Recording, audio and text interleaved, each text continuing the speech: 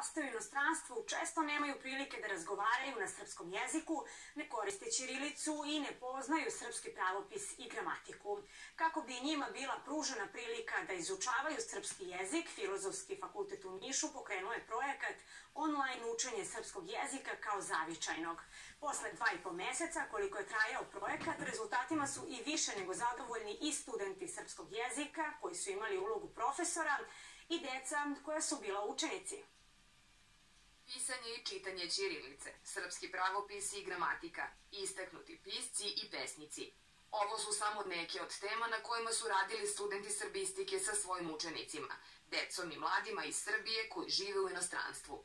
Za 12 nedelja koliko je kurs trajao, đaci iz dijaspore uspešno su savladali program, a mladi profesori su i više nego ponosni na svoje učenike. Učili smo ćirilicu, tako da time smo počeli ovaj kurs. Nakon toga govorili smo o znamenitim ličnostima u Srba.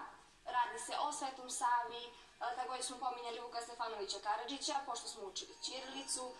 Upoznali smo se sa različitim žanrovima srpske književnosti, akcenat smo stavili na obeležja Srbije kao države. Takođe smo govorili o značajnim srpskim datumima, o istoriji, o geografiji koja se tiče naše zemlje. Krenuli smo od nivoa B1 i radili smo nešto malo više što se tiče gramatike, od vrsta reči preko nekih drugih pravopisnih dilema koje se često mogu javiti u pisanju. Pričali smo o značajnim srpskim običajima vezanim za Božić, Uskrs. Onda smo spomenuli i bitne ličnosti naše kulture, a i nismo zaobišli srpski humor, pa smo se malo šalili na časovima i slušali srpsku muziku.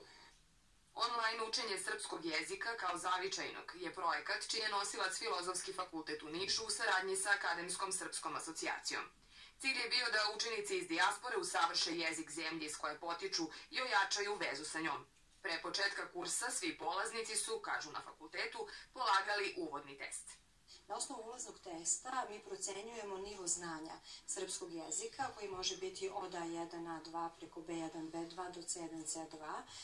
Tako da na osnovu rezultata toga testa prilagodimo trajanje kursa, odnosno sadržaj kursa nivou koji će biti izučavan.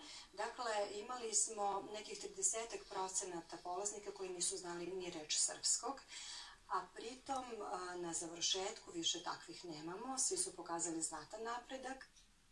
Kao razloge učešća na projektu, učesnici su izdvajali to što su saznavali o srpskoj istoriji kroz jezik, što su učili jezik svojih predaka, a roditelji su isticali da im je jako važno da deca nauče jezik i tako ostanu u kontaktu sa porodicama koje žive u Srbiji. Srpski jezik je od januara do aprila učilo 40 dece i mladih iz 13 različitih zemalja. Inače, projekat se realizuje 5. godinu za redom.